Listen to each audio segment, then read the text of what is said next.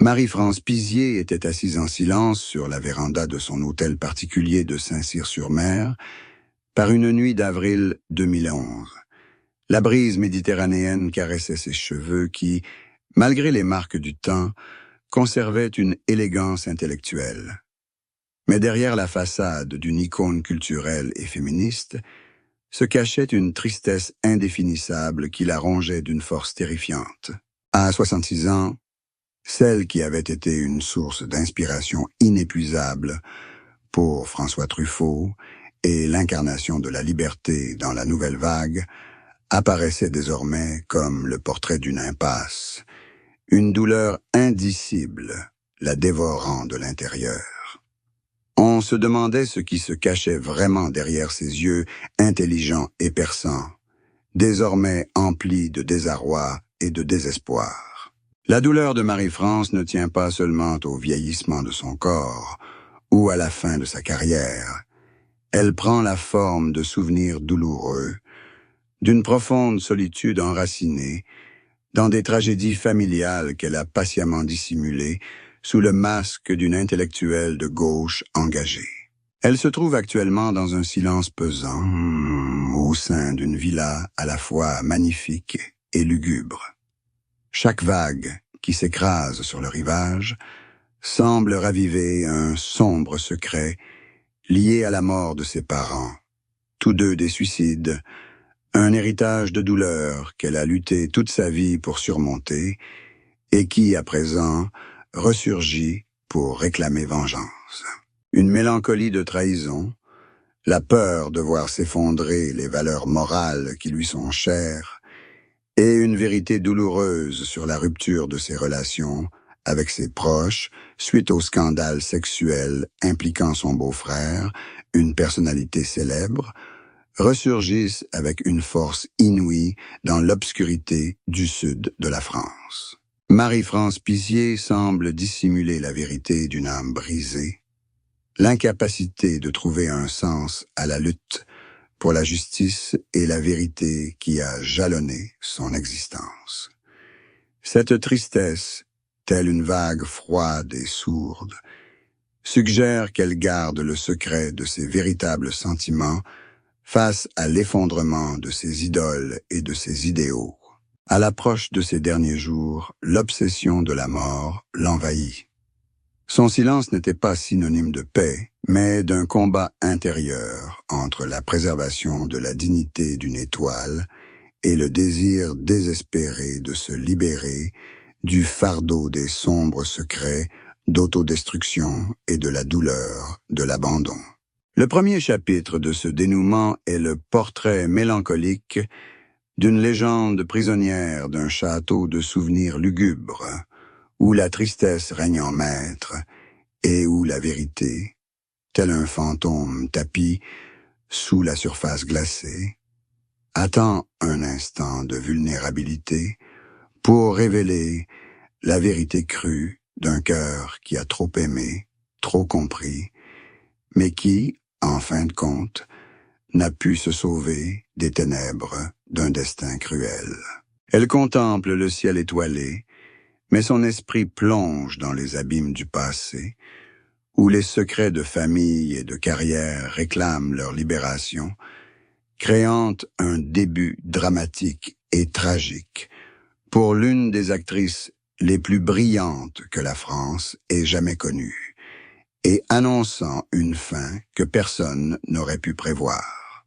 La vie amoureuse de Marie-France Pizier ne fut jamais une balade paisible, mais plutôt une succession d'expériences intellectuellement stimulantes et parfois brutales avec des hommes d'une immense stature historique et culturelle.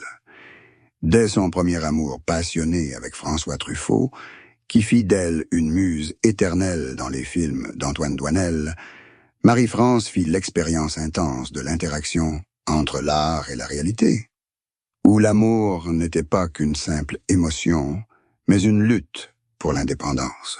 Son premier mariage avec l'avocat Georges Kedgeman, union de deux esprits brillants issus de la gauche française, marqua également le début d'une crise intérieure. Elle prit conscience qu'elle ne pouvait se laisser enfermer dans des normes sociales rigides, même au sein d'un mariage avec les plus grands intellectuels. La crise de Marie-France ne résulta pas de scandales mineurs, mais de l'effondrement de ses idéaux d'amour libre absolu. Sa rencontre à Kiki avec Thierry Funk Brentano, dont elle tomba amoureuse, lui offrit un second mariage qui semblait lui apporter la stabilité, mais qui, en réalité, était un réceptacle de lourds secrets de famille qu'elle devait porter. La détresse se manifesta également dans sa réaction aux tragédies successives. La mort de son père, puis celle de sa mère, tous deux ayant choisi de mettre fin à leur jour, créa une brèche irréparable dans son âme, la poussant à envisager l'amour et le mariage sous l'angle de la fragilité et de la trahison du destin. Marie-France vécut des années tourmentées par son dévouement à son mari et à ses enfants, et par son désir ardent d'être libérée des fantômes du passé. Elle reconnaissait être une femme difficile à aimer, car elle exigeait toujours une honnêteté absolue, chose rare dans la haute société française. La véritable descente aux enfers survint dans ces dernières années lorsqu'elle découvrit d'horribles secrets concernant Olivier Duhamel et le silence de sa sœur, Evelyne. Ce fut un coup fatal porté à sa foi en la famille et les liens du sang, transformant son mariage et ses relations proches en fragments de dégoût et de déception.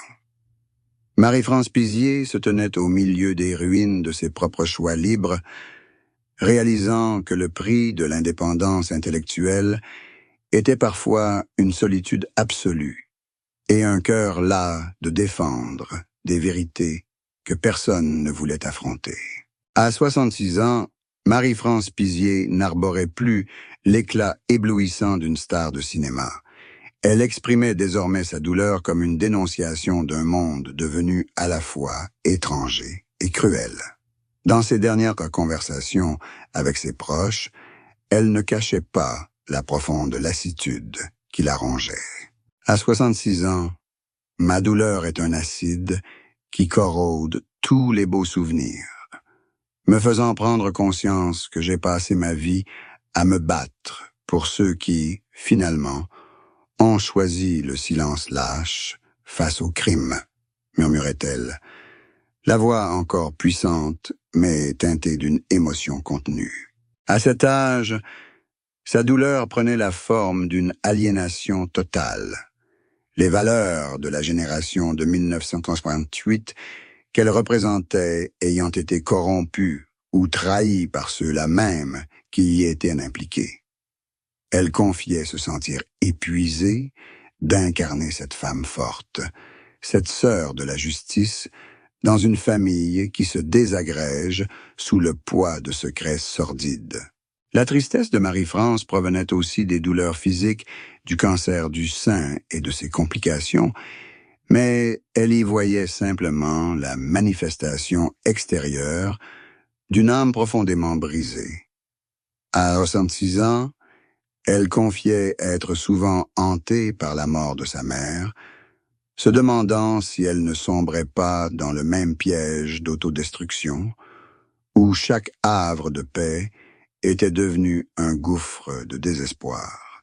Elle avouait ne plus trouver de réconfort dans la littérature ni dans le cinéma, qui avait jadis été sa raison d'être, car désormais tout lui rappelait la duplicité humaine. Sa tristesse à 66 ans fut une douloureuse prise de conscience de sa naïveté, à croire au pouvoir de la vérité dans une société qui valorisait le pouvoir plus que la morale. Son récit ne porte plus la tonalité rayonnante du féminisme, mais plutôt le cri de détresse d'une âme sombrant dans les ténèbres, où la solitude n'est plus un choix libre, mais une cruelle punition pour celles et ceux qui osent s'exprimer. À 66 ans, Marie-France est l'image d'une femme au bord du silence éternel qui regarde sa vie avec une acceptation douloureusement résignée, réalisant que toutes les gloires passées n'étaient que des illusions éblouissantes, dissimulant une tristesse éternelle, prédéterminée dans le sang de sa famille. Le parcours de Marie-France Pizier, de ses débuts avec Truffaut à son ascension au rang de réalisatrice et scénariste de renom, est une affirmation de la place de la femme intellectuelle dans le cinéma. Mais derrière les Césars qui ont brillé se cachent des secrets qu'elle a jalousement gardés. Le plus grand secret de sa carrière réside dans le tourment constant de devoir sacrifier ses aspirations artistiques pures pour devenir une icône politique et idéologique, une véritable torture intellectuelle dont elle s'est toujours sentie épuisée, mais à laquelle elle n'a jamais pu renoncer. Pendant des années, elle a dissimulé ses crises de confiance envers le cinéma français, où elle s'est souvent sentie instrumentalisée comme un ornement intellectuel au service de réalisateurs masculins influents.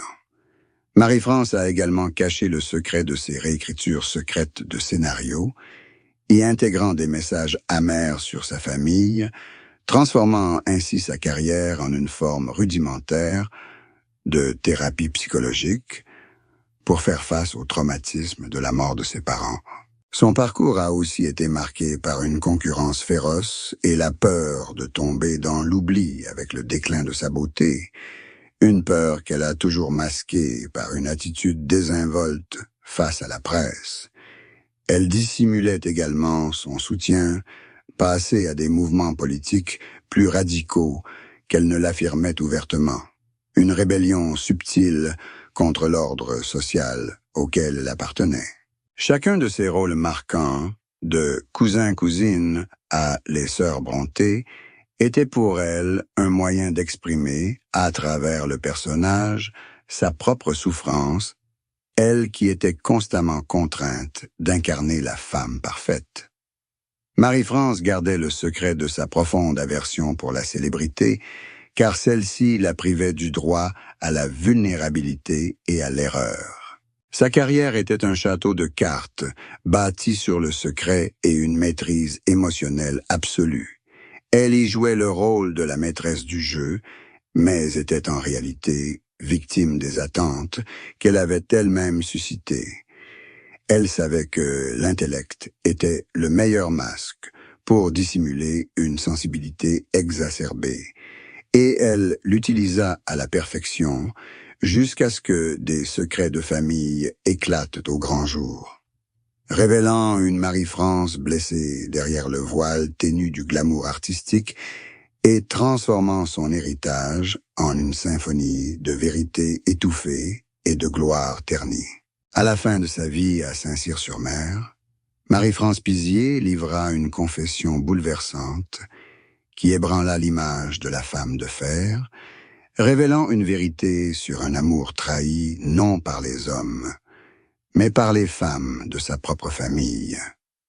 Elle admit que, derrière son succès et sa fierté, sa plus grande douleur et le choc émotionnel le plus dévastateur avaient été la découverte de la vérité sur la dissimulation, par Olivier Duhamel et sa sœur Evelyne, d'abus sexuels sur mineurs au sein de leur propre famille. Cette confession bouleversante ne portait pas seulement sur un scandale, mais sur l'effondrement de l'amour le plus sacré qu'elle portait à sa sœur et à sa famille, un amour qui s'était mué en dégoût et en indignation absolue. Marie-France confessa avec angoisse avoir eu le sentiment de vivre toute sa vie dans un immense mensonge, où les idéaux libéraux et féministes qu'elle et sa sœur avaient poursuivis n'étaient qu'une façade dissimulant une corruption intérieure. Elle révéla que cette douleur l'avait privée de toute envie de vivre, rendant vains tous ses accomplissements passés. La vérité choquante fut son aveu. Elle avait un jour envisagé le suicide pour punir le silence de ses proches, une intention teintée du tragique héritage de ses parents. Elle confessa sa culpabilité de ne pas avoir compris plus tôt la vérité, Et cet aveu constitua une puissante dénonciation de l'élite française, ceux qui ont choisi de protéger le pouvoir plutôt que la vérité. La confession de Marie-France brisa l'illusion d'une famille intellectuelle modèle et révéla une femme rongée par la trahison de sa propre chair et de son propre sang. Elle affirma que son amour de la vérité avait fait d'elle une ennemie au sein de sa propre famille, et cet aveu est la pièce manquante qui explique le désespoir dans ses yeux à la fin de sa vie. C'est un récit poignant sur la face sombre de la haute société, où l'amour est perverti par le compromis et où la vérité devient une denrée précieuse que seules des personnes comme Marie-France osent risquer leur vie pour exposer. Sa confession est un témoignage sanglant d'intégrité, rappelant au monde que derrière la beauté du cinéma se cachent des tragédies crues que parfois seule la mort peut libérer. Évoquant ces derniers instants, Marie-France Pizier faisait souvent référence à un concept qu'elle appelait le nouveau mariage. Une alliance non pas avec un homme, mais une union absolue avec la vérité et le silence de la mort. Lasse des trahisons familiales et de son impuissance, Marie-France choisit d'épouser le silence éternel comme ultime libération. Elle confia à quelques amis proches que ce mariage lui offrait une liberté inédite, un lieu où elle n'avait plus à lutter, plus à désespérer, plus à porter de masque. « J'ai épousé les ténèbres, car il n'y a point de tromperie, » disait-elle, comme pour prophétiser sa fin. Ce nouveau mariage était essentiellement une préparation psychologique à son départ, où elle trouvait la paix en se détachant de tous les liens terrestres. Elle parle de la mort non comme d'une tragédie, mais comme d'une cérémonie solennelle, pour se dépouiller des habits d'une étoile et d'une intellectuelle épuisée. Ses réflexions sur cette période sont empreintes d'une sagesse amère, témoignant du fait que même l'âme la plus intellectuelle peut succomber à la corruption du réel. Marie-France émerge dans ce dernier mariage avec une sérénité terrifiante. Une femme qui a décidé une ultime fois de prendre son destin en main en choisissant un havre de paix sous les eaux profondes. Elle parle de son retour auprès de ses parents, qui avaient choisi de partir avant elle, comme de retrouvailles authentiques que le monde des vivants ne peut offrir. Ce nouveau mariage est un ultime acte de résistance contre le silence complice de la société, une manière pour elle d'affirmer que si elle ne peut changer le monde par les mots, elle le fera par son absence. Elle conclut que, quelles que soient les tromperies de la vie, trouver la liberté dans le silence éternel était la victoire ultime pour une femme qui avait consacré sa vie à aimer la vérité, lui permettant d'affronter la mort avec une dignité froide et un sourire énigmatique que nul ne put déchiffrer jusqu'à ce que son corps soit retrouvé dans l'eau tranquille à l'aube. La mort mystérieuse de Marie-France Pizier, au fond d'une piscine à Saint-Cyr-sur-Mer en avril 2011, a mis fin à une vie brillante, marquée par des ombres tragiques, laissant derrière elle un héritage d'intégrité inébranlable dans le cinéma et la culture français. Le sens profond de l'histoire de Marie-France ne réside pas dans sa carrière illustre, ni dans ses rôles iconiques, mais dans sa résistance ultime à la décadence des valeurs morales au sein de la haute société. Marie-France a vécu une vie à l'image d'un personnage de son propre film, vive, libre, mais hantée par un destin douloureux hérité de sa famille. Son parcours, de muse de la nouvelle vague à défenseur de la justice au sein de sa famille, est une épopée tragique sur le prix de la connaissance excessive et de l'amour trop sincère. Elle nous a appris que l'intelligence peut parfois être une malédiction, lorsqu'elle est associée à l'intégrité. Et ce sont les cicatrices de la trahison familiale qui l'ont transformée d'une star en un symbole de sacrifice pour la vérité. Son parcours, du premier chapitre, avec ses nuits bleues et mélancoliques, au chapitre final, avec la liberté sous l'eau, forme un cercle parfait, à l'image d'une âme qui a refusé de se soumettre au mensonge. Les secrets des violences conjugales et le silence des proches ont forgé le portrait authentique de Marie-France Pizier, une femme qui a choisi de disparaître plutôt que de continuer à vivre avec l'abomination. Elle a quitté ce monde dans une posture mystérieuse, laissant une grande interrogation pour l'opinion publique, mais aussi une puissante dénonciation de la corruption des élites. Marie-France n'était plus une personne. Elle est devenue le symbole d'une conscience qui hurle au milieu d'une forêt de silence complice. Son histoire s'achève dans le calme glacial de l'eau de la piscine, mais l'écho de sa disparition continue de résonner dans la société française pour les années à venir.